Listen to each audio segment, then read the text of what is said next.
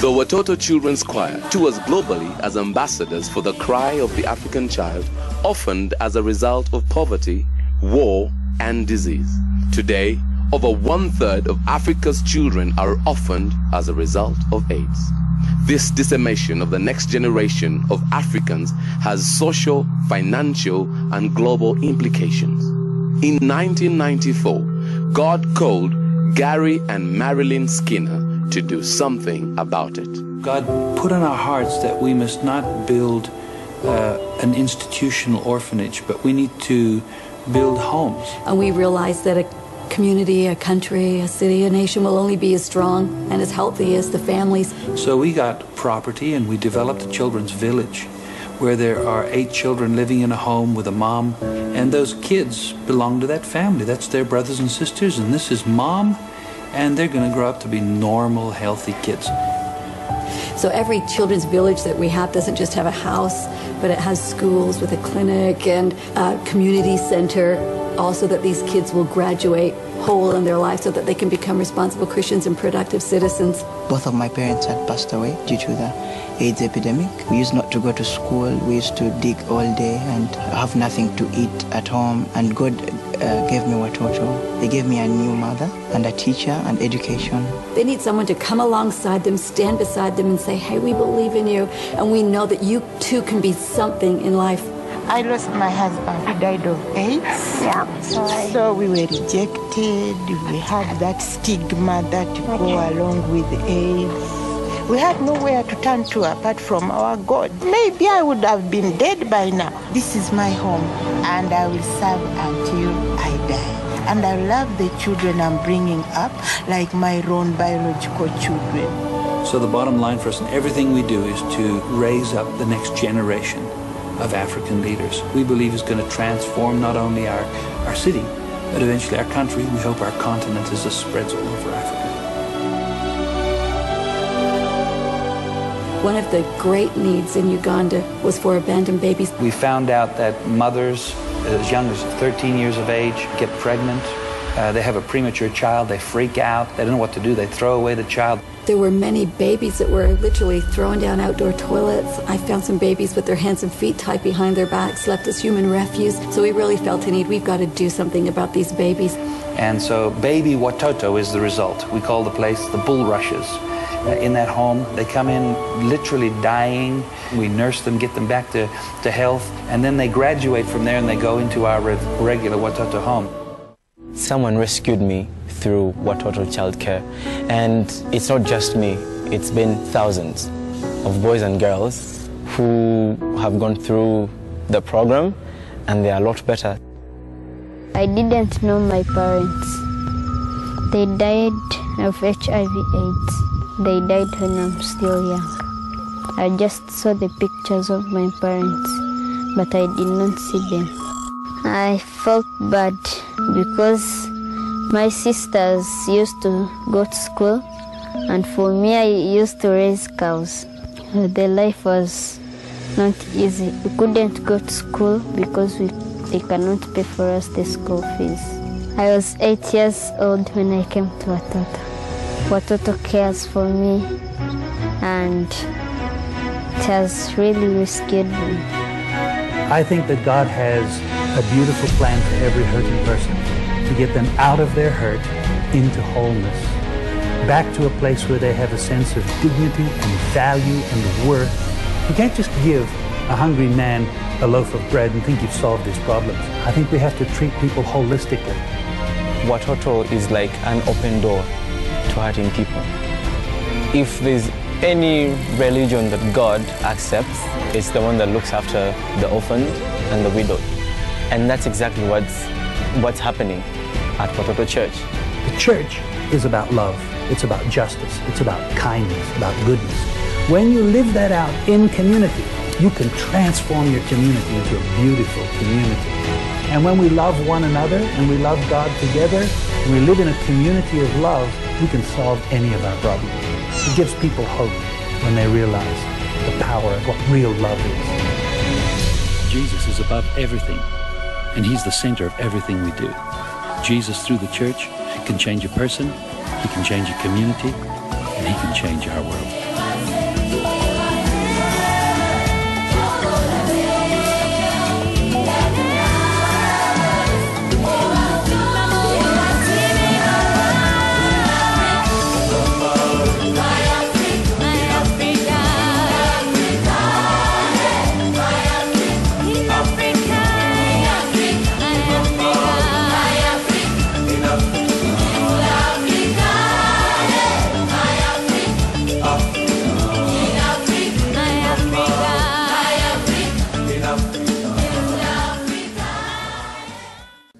Irmãos, sintetizando, o Atuto é um projeto social em Uganda.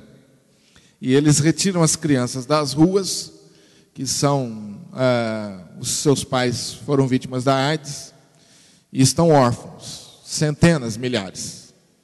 E eles levam essas crianças para casas que eles constroem num lugar amplo, numa comunidade. E ali eles têm um coral, desenvolve várias atividades, e um coral que viaja o mundo inteiro divulgando o trabalho. Eles cantam uma música alegre, como vocês viram, são muito comunicativos, e é um programa de um alto nível cultural, por causa da beleza da música, da arte, enfim, do trabalho que eles fazem de treinamento. E nós entendemos que seria uma boa oportunidade de evangelização.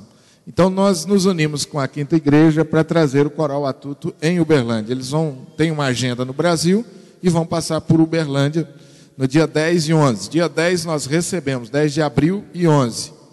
Dia 10 nós recebemos eles vão lanchar, vão descansar, e no dia 11 eles apresentam na Apoteose às 20 horas.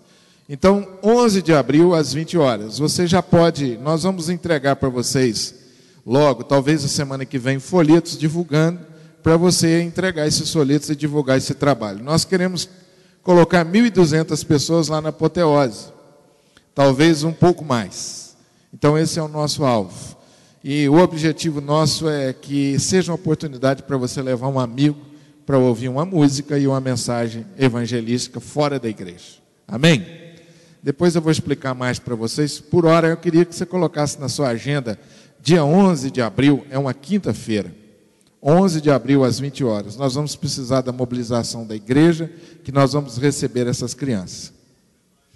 A hospedagem, nós vamos receber essas crianças também, depois nós vamos informar como vamos fazer isso, né, Jair? Melhor. Amém, gente? 1 Coríntios, capítulo 11, versículo 23 a 34.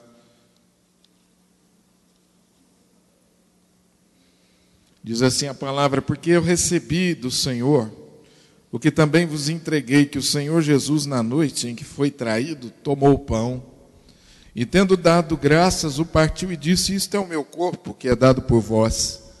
Fazei isto em memória de mim. Por semelhante modo, depois de haver ceado, tomou também o cálice, dizendo: esse cálice é a nova aliança no meu sangue. Fazei isto todas as vezes que o beberdes em memória de mim. Porque todas as vezes que comerdes esse pão e beberdes o cálice, anunciais a morte do Senhor até que ele venha. Por isso, aquele que comer o pão ou beber o cálice do Senhor indignamente será réu do corpo e do sangue do Senhor. Examine-se, pois, o homem a si mesmo, e assim coma do pão e beba do cálice. Pois quem come e bebe sem discernir o corpo, come e bebe juízo para si. Eis a razão porque há entre vós muitos fracos e doentes, e não poucos que dormem. Porque se nós julgássemos a nós mesmos, não seríamos julgados, mas quando julgados, somos disciplinados pelo Senhor, para não sermos condenados com o mundo. Assim, pois, irmãos meus, quando vos reunis para comer, esperais uns pelos outros. Se alguém tem fome, coma em casa, a fim de que não vos reunirdes para juízo. Quanto às demais coisas, eu as ordenarei quando for ter convosco. Que Deus abençoe essa palavra, aplique aos nossos corações. Amém. Eu tive uma experiência marcante na minha vida quando eu fui presenteado com uma viagem junto com a minha esposa para Israel. E dentre as muitas coisas que me chamaram a atenção ali em Israel, talvez a mais impressionante de todas foi conhecer o Mar Morto. Quantos aqui conhecem o Mar Morto? Já estiveram lá? Ninguém ainda? Se você puder fazer essa viagem, faça. O Mar Morto é um lugar interessantíssimo. O nome já nos chama muita atenção, né? Mar Morto. Por que morto? Os estudiosos dizem que ele é morto por causa de algumas razões, entre outras, porque ele só recebe e não compartilha, e não fornece, e não dá, e não libera, e não flui nada através dele. Por isso é chamado por alguns de forma metafórica como o lugar mais egoísta do mundo. A densidade de sal no Mar Morto é incomparavelmente superior ao mar em outros lugares. De 35 gramas por metro cúbico para 300 gramas por metro cúbico. Observe que é uma diferença gritante. E por causa da sua densidade, que se torna maior do que o organismo, a gente deita no mar e não afunda. Que experiência engraçada. E eu pude comprovar isso. Cheguei lá no mar, deitei, me estiquei todo lá e não afundava. Fato interessantíssimo ali, naquelas regiões e naquele lugar histórico que é Israel, um lugar que por si só, o espaço geográfico fala com a gente, nos faz pensar em tantos textos bíblicos e nos faz imaginar, nos faz viajar pelas terras bíblicas ali, e Deus vai abençoando a gente através desse exercício espiritual. O mar é morto porque ele não se renova. Assim também é a nossa vida espiritual. Assim como a natureza precisa renovar-se de tempos em tempos, a nossa vida espiritual também não é diferente. É uma lei física. Vem a seca, as folhas caem, e com o tempo vão dando lugar a uma nova folhagem, mais bonita, mais viçosa. Os frutos podres vão caindo, e com o tempo vão dando lugar a frutos mais saudáveis, bonitos, gostosos, deliciosos. Mas para que haja isso é necessário uma renovação. Nossa vida espiritual também é regida por leis espirituais, e uma delas é essa: se não renovamos, nós morremos. E eu queria falar um pouquinho com você hoje sobre a ceia do Senhor como uma oportunidade de renovação espiritual. O tema, por si só, já causa alguns calafrios em alguns, porque o tema renovação espiritual, lá pela década de 50 e de 60, a história conta, eu não vivi nessa época, que foi um período de muita confusão religiosa no Brasil por conta desse tema, renovação espiritual. Por causa disso, durante muito tempo, esse tema não foi abordado nas igrejas históricas. Um certo medo, um certo receio. Diz o ditado que gato escaldado tem medo de água fria, e nesse caso se aplica. O tema causou tantos machucados que durante um tempo a gente preferiu não entrar nesse assunto. mas ele é bíblico. Quando Paulo escreve sua carta aos Romanos, ele exorta a igreja nesse sentido, a que renoveis no vosso entendimento, transformai-vos pela renovação da vossa mente. Jesus tratou esse tema quando ele diz que não se coloca pedaço de pano velho em veste nova. E de fato, querido, a própria experiência nossa mostra que em todas as áreas da nossa vida nós precisamos renovar. Quantos aqui esse ano já deram uma reforma na casa? Já pintaram a casa, já taparam as rachaduras? Quantos aqui já fizeram isso? Já gastaram dinheiro? Alguns. Quantos estão planejando esse ano reformar a casa? Isso, uma maioria. Tem mulher que olhou para o marido aí, está vendo, marido? Deus está falando ao seu coração essa noite. Quantos de nós aqui não estamos sonhando de dar uma renovada no carro? O Sandro já levantou a mão, quer renovar o carro. Quantos de nós aqui não estamos pensando em fazer mudanças na nossa vida em diversas áreas? E não pode ser diferente na nossa vida espiritual, porque a renovação espiritual é uma necessidade vital, em primeiro lugar. O que eu e você precisamos acerca desse assunto, abrir o nosso coração e entender que isso é uma lei de Deus. Constantemente nós precisamos dar uma balançada na árvore para que caiam os frutos podres e as folhas secas e deem lugar a novos frutos e uma nova roupagem a folhas mais bonitas e mais viçosas.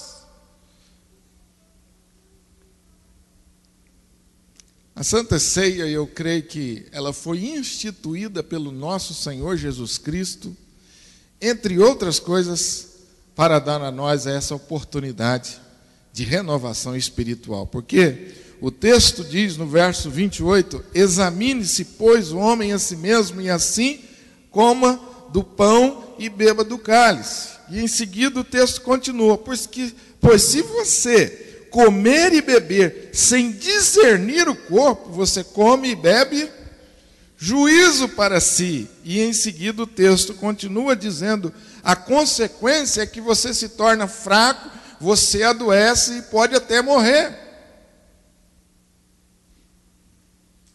Ou seja, se eu não passar por uma reflexão, por uma renovação na minha vida, eu posso adoecer espiritualmente e vir até a morrer espiritualmente. Então a Santa Ceia é uma oportunidade maravilhosa de nós fazermos isso. Eu queria, em nome de Jesus, convidar você hoje para rapidamente nós fazermos uma reflexão sobre a nossa vida espiritual, a fim de que esse momento seja um momento bastante proveitoso para nós.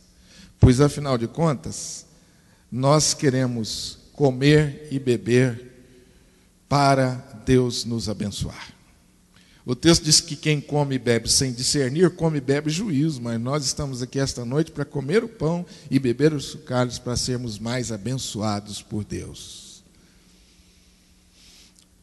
A renovação espiritual é uma necessidade vital. O que nós poderíamos chamar como renovação espiritual? Roy Hession, no seu livro Senda do Calvário, aponta algumas marcas de uma vida renovada. Vida renovada é ter uma nova experiência de convicção de pecados. É ter uma nova experiência de convicção de pecados. É ter uma nova visão da cruz de Jesus e da redenção. Vida renovada é ter uma nova disposição para o quebrantamento, o arrependimento, a confissão e a restituição. Uma vida renovada é uma alegre experiência do poder do sangue de Jesus para nos limpar completamente do pecado, para restaurar e curar tudo que o pecado arruinou e tudo que ele nos fez perder. Uma vida renovada é você ter uma nova compreensão da plenitude do Espírito Santo e do seu poder de realizar sua obra através da minha vida e da sua vida. Vida renovada é uma nova volta dos perdidos para Jesus. Todas essas marcas podem e devem estar presentes na minha vida e na sua vida dentro de um processo de renovação espiritual. Talvez algumas dessas coisas poderão se acentuar mais, outras menos, mas todas elas vão estar presentes. Nosso Senhor Jesus disse que a ceia do Senhor foi instituída para que nós tivéssemos sempre Ele, Jesus, o nosso Salvador, em nossa memória. Fazer isto todas as vezes que o beber, diz em memória de mim. A Santa Ceia é uma oportunidade de nós termos uma visão renovada de Jesus e da cruz do Calvário e da redenção que Ele operou em nossa vida. Quando nós participamos da ceia do Senhor, nós somos convidados a refletir sobre a pessoa do nosso Senhor Jesus e a sua centralidade na nossa vida.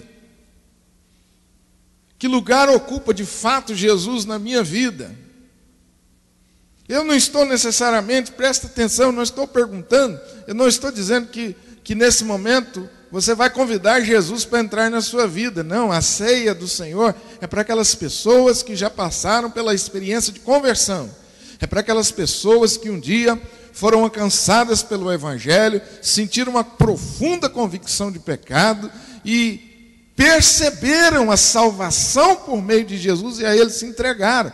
É isso que nós chamamos de conversão. A ceia do Senhor é para essas pessoas que já passaram por essa experiência de conversão. Contudo, a ceia também vai proporcionar a nós uma visão renovada desse processo espiritual na nossa vida. E esse é o momento de nós pensarmos que de fato, qual de fato é o lugar que Jesus ocupa na nossa vida. Não há dúvidas de que nós temos que olhar para trás e relembrar como era a nossa vida nos dias após a nossa conversão. Tudo era Jesus. Como de fato nós nos preocupávamos em obedecer a Jesus, em agradar a Jesus. Como nós nos preocupávamos em saber o que Jesus tem a dizer acerca disso, daquilo. Você se lembra desse tempo? Em que você era uma criança nos braços de Jesus e confiava plenamente nele, e a ele você obedecia sem reservas, e você se lançava nos braços dele numa relação de confiança plena. Você se lembra desse tempo? É necessário no processo de renovação você perguntar: e agora, como eu estou? Que lugar Jesus está ocupando na minha vida? Constantemente nós vivemos uma luta entre o domínio de Jesus sobre a nossa vida e o nosso ego, o nosso eu. Vida renovada é morrer para nós mesmos, para o nosso eu, para o nosso ego, é morrer para o pecado.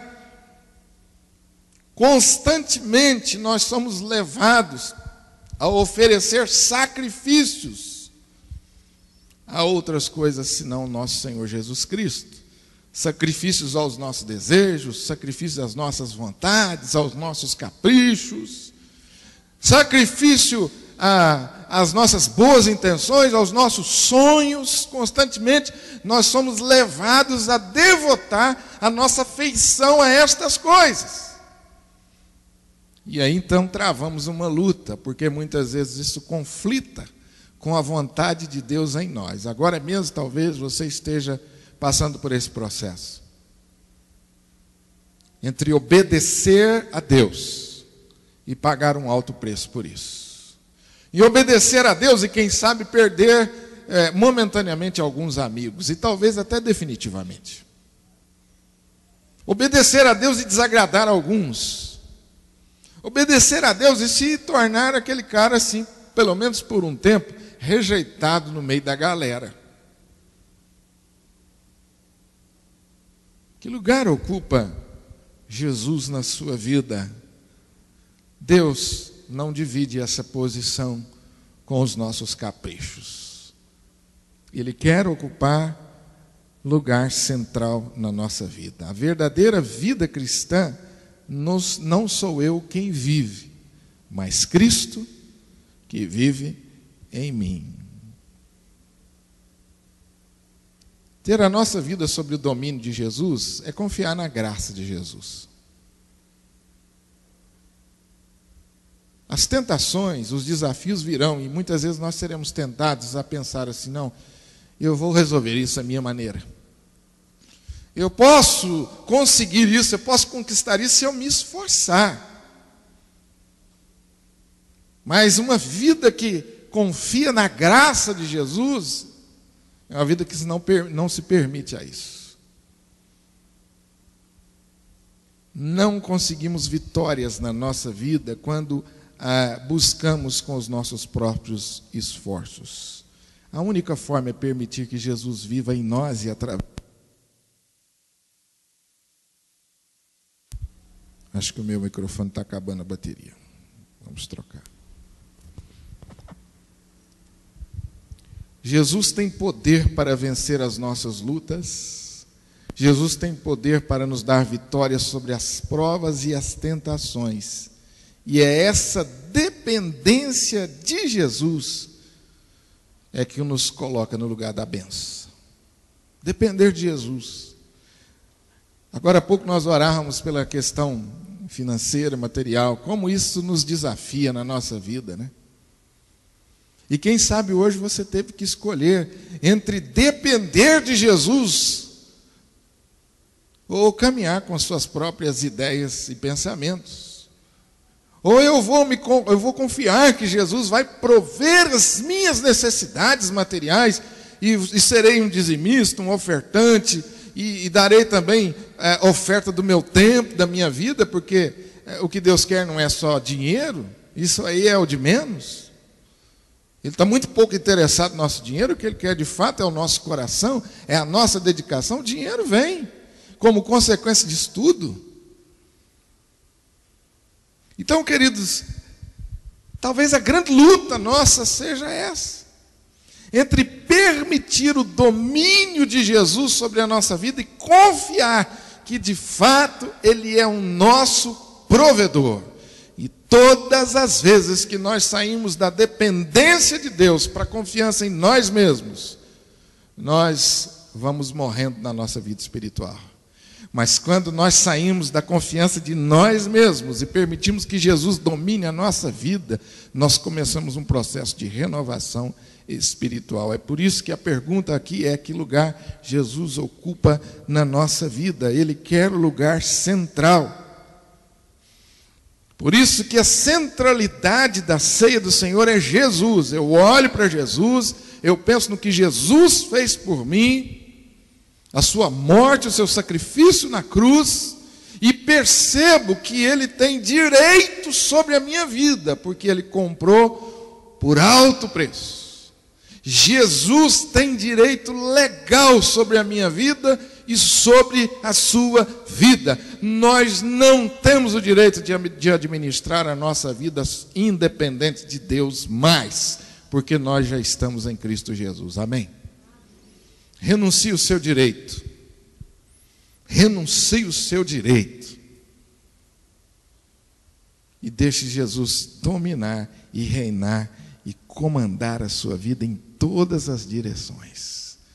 O apóstolo Paulo compartilha essa experiência conosco quando ele diz: já não sou eu quem vivo, mas Cristo vive em mim. A cada dia morremos para nós mesmos.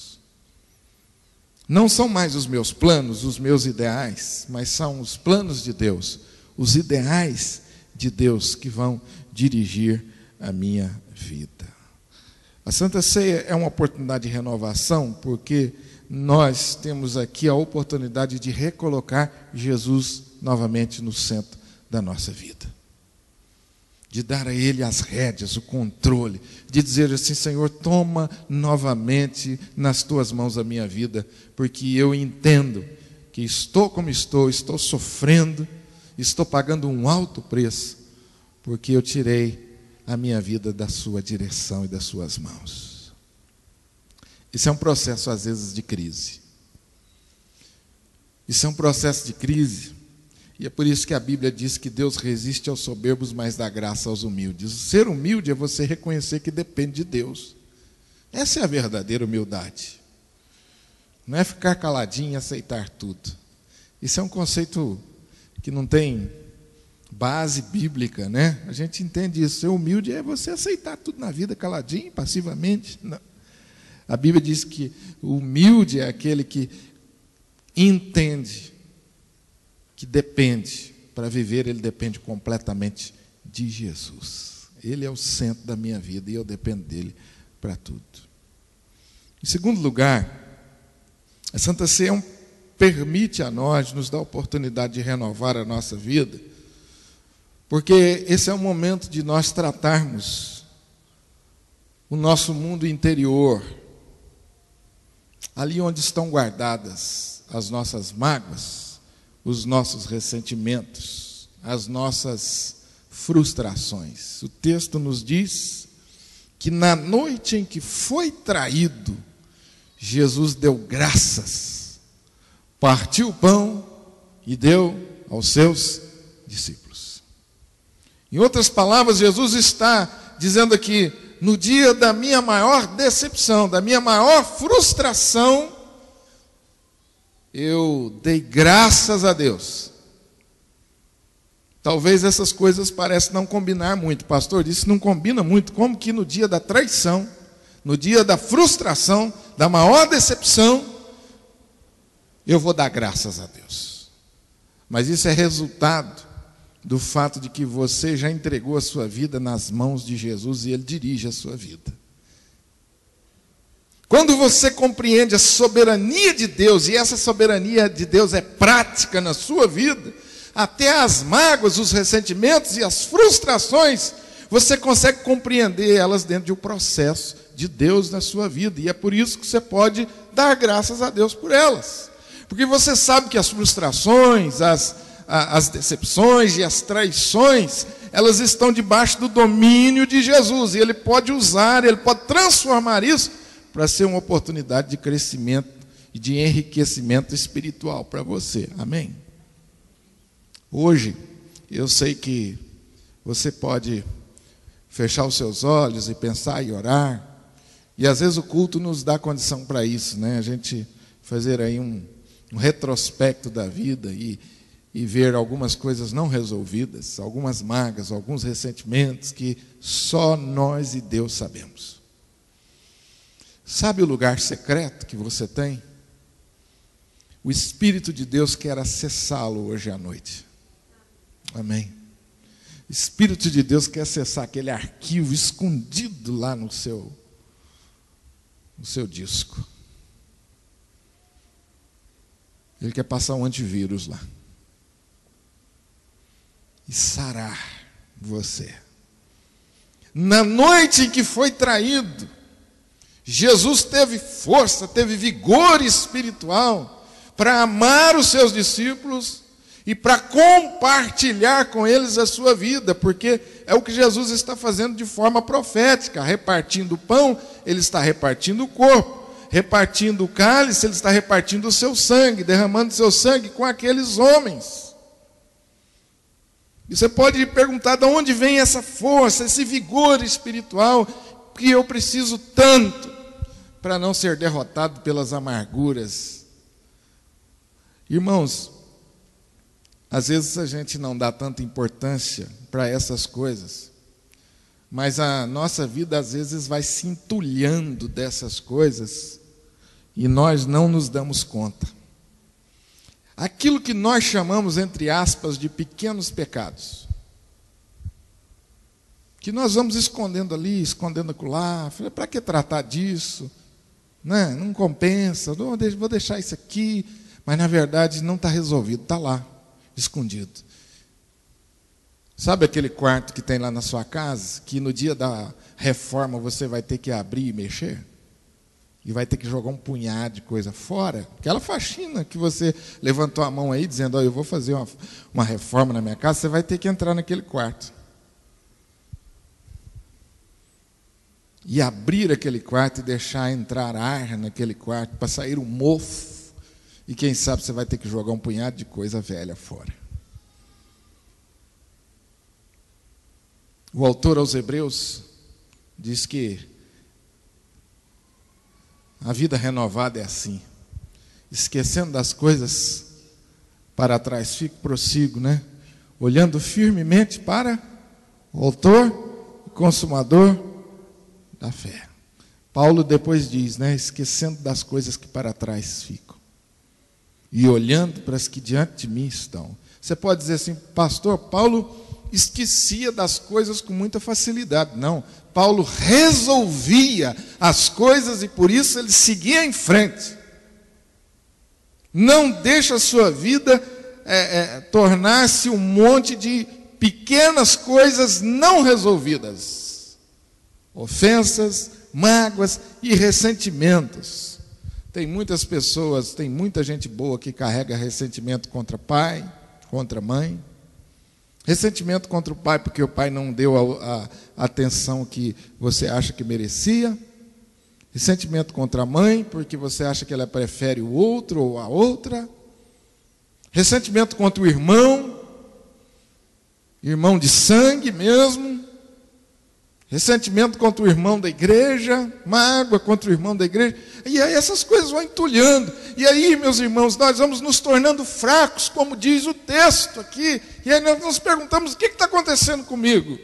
Eu perdi o entusiasmo, eu perdi a vibração. O que está acontecendo comigo? E cá entre nós, quando nós estamos nesse processo, nós nos tornamos chatos demais. Hiper exigentes, nada está bom para você. Esse processo é perigosíssimo. Quando nós começamos a responsabilizar pessoas e coisas e fatos pela nossa decadência espiritual. A igreja não está boa, o fulano não me cumprimentou, o banco está duro, a igreja não tem ar-condicionado, a igreja começa tarde, a igreja começa cedo, enfim, qualquer coisa é desculpa. O meu marido não vem, a minha esposa me tratou assim, o meu filho me tratou assim, e nós vamos nesse processo patinando e afundando. A Santa Ceia é uma oportunidade de você, pela fé, olhar para o lugar da mágoa, do ressentimento e deixar a luz de Deus entrar e curar você.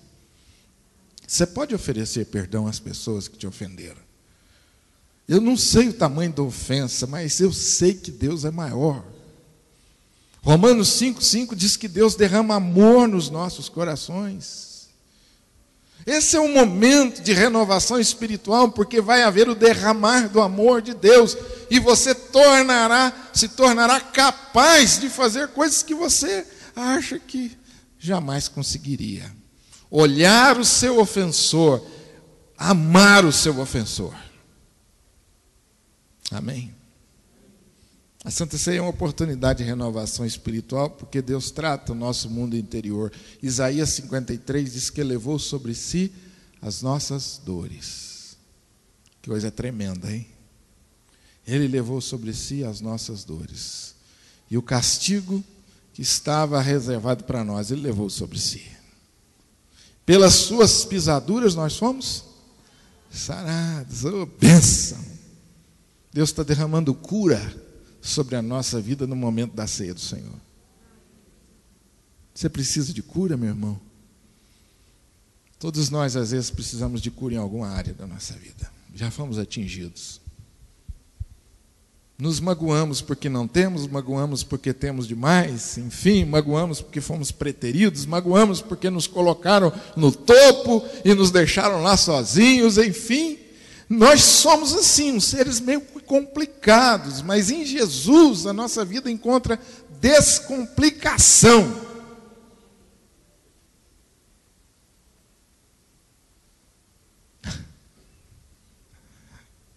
Você pode ser um cara abençoado, feliz, santo ao Senhor sem ser chato. Amém? Tem uns caras chatos demais. Reclamando, murmurando. Não tem? Tem. E o duro é a gente que sempre acha que é o outro, nunca é a gente, né? E a gente assim, pessoas assim, causam mal-estar ao seu redor, né? Causam mal-estar no grupo. As pessoas vão se afastando, ele vai ficando isolado, e ele não entende o porquê que está acontecendo. Ah, meu irmão, é preciso renovação espiritual, uma visão renovada da cruz, para que a cruz chegue até o lugar escondido, para que a cruz chegue até o ponto da mágoa, o ponto da rejeição, o ponto da frustração.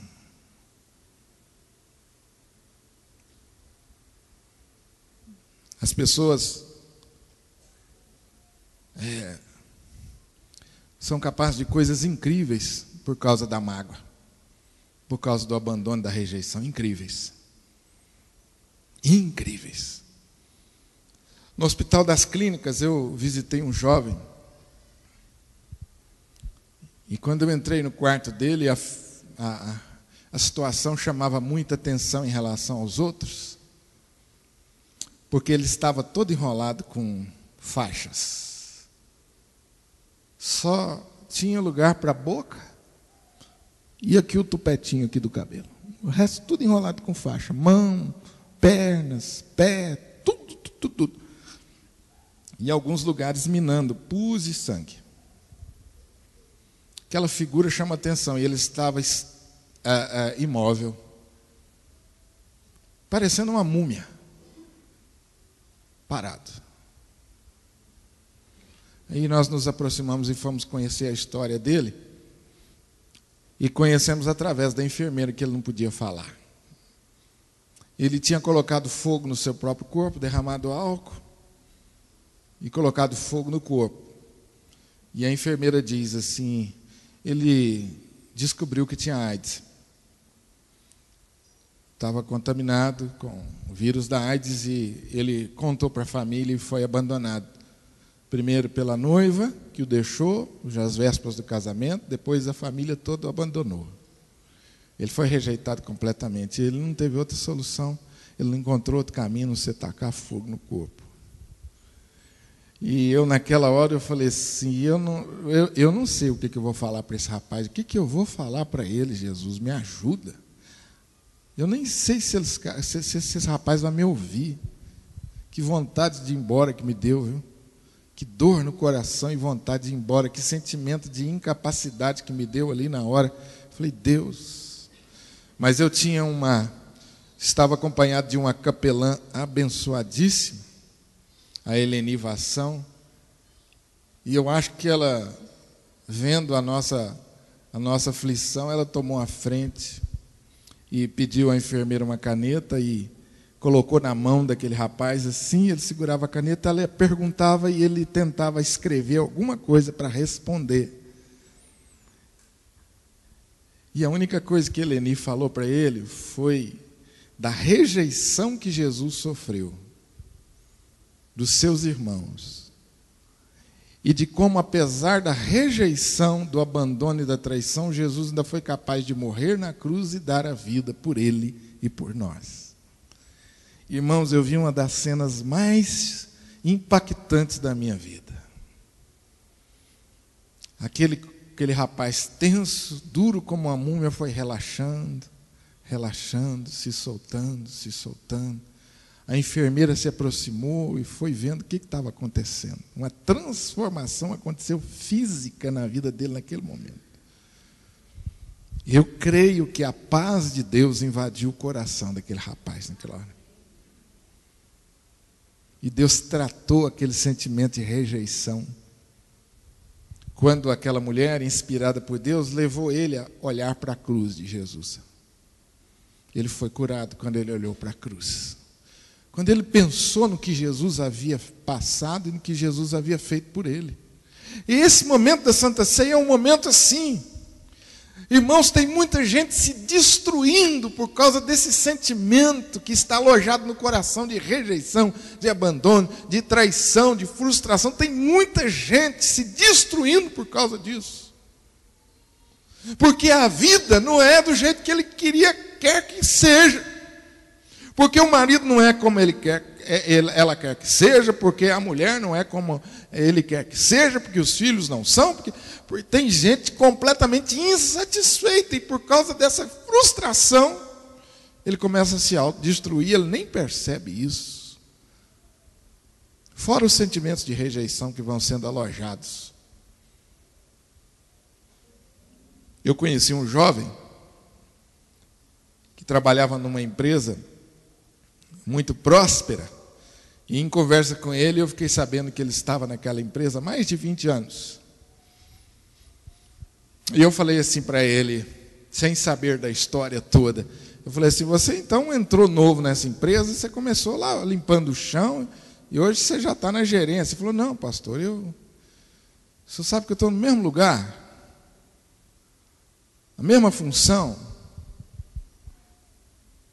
Aí eu falei assim: como assim? Ele falou: E aí ele abaixou a cabeça, e eu percebi que ele sentiu ali uma oportunidade de se abrir. Ele disse assim para mim: pastor, eu tenho um problema sério.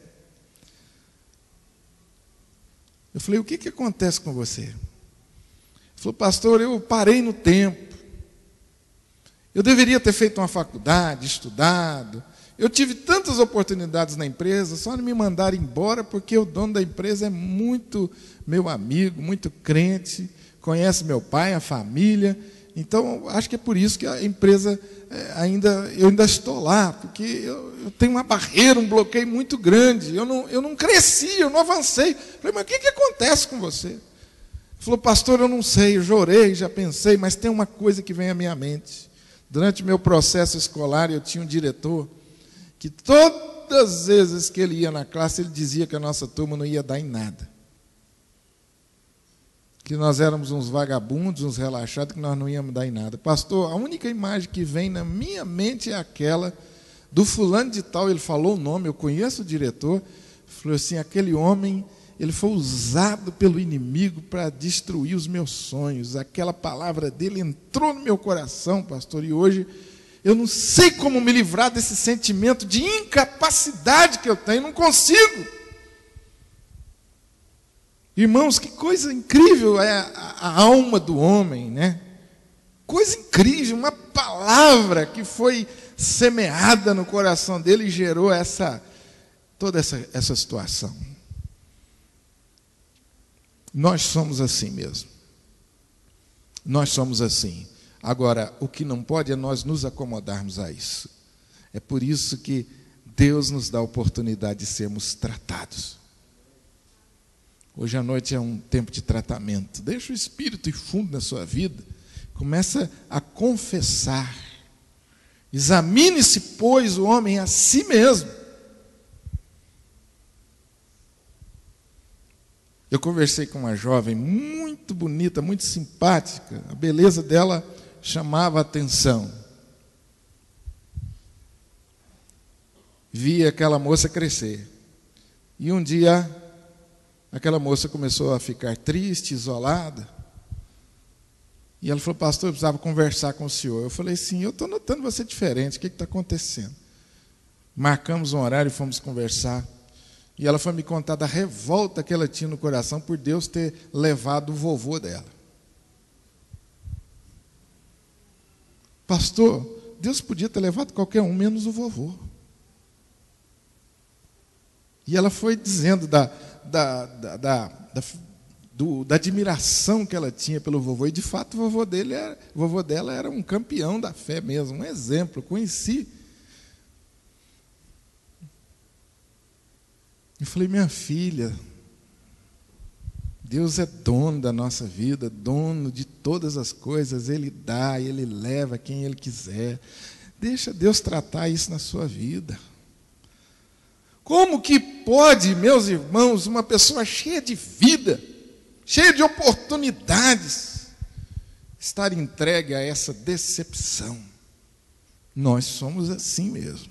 complicados. Tem mulheres me ouvindo aqui hoje que estão guardando mágoas há muito tempo dos seus maridos. E é por isso que a vida não está fluindo aí. Você não está experimentando as alegrias do casamento por causa dessa mágoa que você está guardado. E você está de braços dados com ele, de mãos dadas com ele. Está todo mundo pensando que está bem, mas você sabe que no fundo não está. Você não se entrega nessa relação. Essa noite é uma noite de cura para você. Jesus preparou a ceia para curar você. Amém. Receba a cura de Deus essa noite. O tratar de Deus. Hoje pela manhã nós falamos da presença de Jesus e a sua manifestação. Hoje, o mesmo Jesus que instituiu a ceia, que foi traído e que deu graças, está aqui entre nós, irmãos. O mesmo Jesus que morreu e ressuscitou está aqui e Ele oferece cura a mim e a você. Essa é a riqueza desse momento. Não sou eu que ministro, não é presbítero que ministra a você, é o próprio Jesus que ministra o remédio no teu coração, livrando você dos ressentimentos, das mágoas, das dores, das aflições. E por último lugar, você pode ter a sua vida nesse processo de renovação quando você renova. Você faz novo propósito de servir a Deus, de anunciar o Evangelho, anunciais a morte do Senhor até que Ele venha. Por que que esse texto está no texto da ceia do Senhor? Não é por acaso. Jesus diz, todas as vezes que você participar da ceia com discernimento, você está pregando o Evangelho, você está cumprindo a sua missão nesse mundo. Sabe, irmãos, quando nós estamos num processo de esfriamento espiritual, uma das coisas que acontece é que a gente não está nem aí para quem não tem Jesus. Nós nos tornamos profundamente egoístas. O que importa sou eu. Eu quero ser abençoado e ser tratado nos meus problemas. Deus tem que me dar a minha bênção. E os outros? Você anseia, você tem sonhos para os outros? É um sinal certo de que esse momento foi um momento de renovação espiritual, quando você sai daqui cheio de vontade de salvar as vidas perdidas. Agora mesmo, quando sairmos daqui, amanhã, depois, você terá muitas oportunidades de falar de Jesus, de dar um bom testemunho a pessoas não crentes. Amigos, parentes, colegas de trabalho. Irmão, meu querido irmão, por que você não falou de Jesus para esse povo ainda? Deus te deu uma empresa nas suas mãos. Por que você não usa a empresa para evangelizar? Deus te deu um comércio, usa o comércio para evangelizar, reúne os funcionários, fala de Jesus para eles. Eu não sei qual a estratégia, mas a riqueza que Deus colocou na tua mão é para que ela se torne um instrumento de evangelização, de salvação de vidas. É para isso. Senão a bênção se torna um fim em si mesma. E aí você se torna um mar morto. Recebe, recebe e nunca dá.